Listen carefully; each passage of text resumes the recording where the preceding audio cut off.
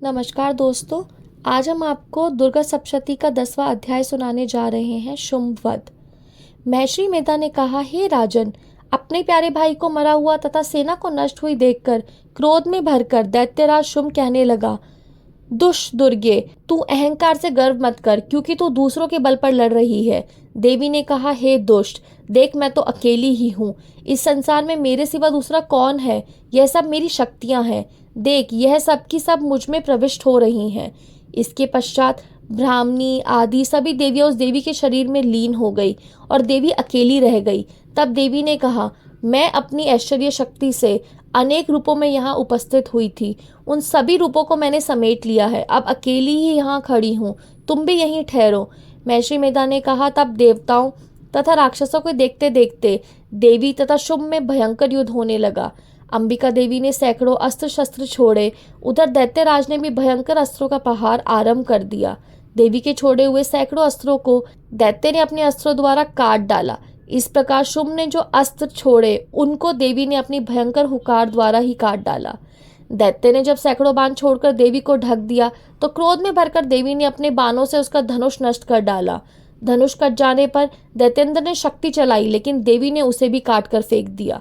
फिर दैत्येंद्र चमकती हुई ढाल लेकर देवी की ओर दौड़ा, किंतु जब वह देवी के समीप पहुंचा तो देवी ने अपने तीक्ष्ण बाणों से उसकी चमकने वाली ढाल को भी काट डाला।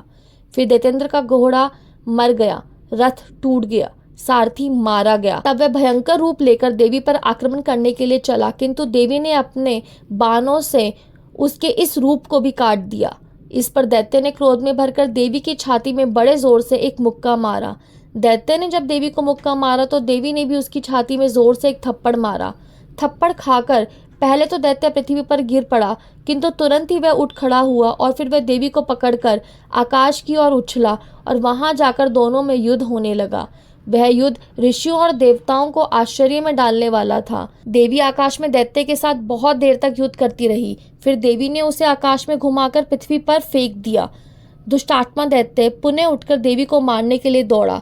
तब उसको अपनी ओर आता हुआ देखकर देवी ने उसकी छाती विदीर्ण करके उसको पृथ्वी पर पटक दिया।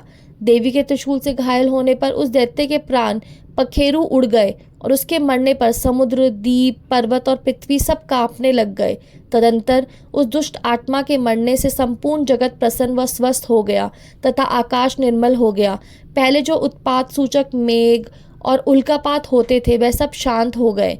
उसके मारे जाने पर नदियां अपने ठीक मार्ग से बहने लगी। संपूर्ण देवताओं का हृदय हर्ष से भर गया और गंधर्वियां सुंदर गान गाने लगी। गंधर्व बाजे बजाने लगे और अप्सराएं नाचने लगी। पवित्र वायु बहने लगी। सूर्य की कांति स्वच्छ हो गई। यज्ञशालाओं की बुझी हुई अग्नि अपने आप प्रज्वलित हो उठी और चारों दिशाओं में शांति फैल गई।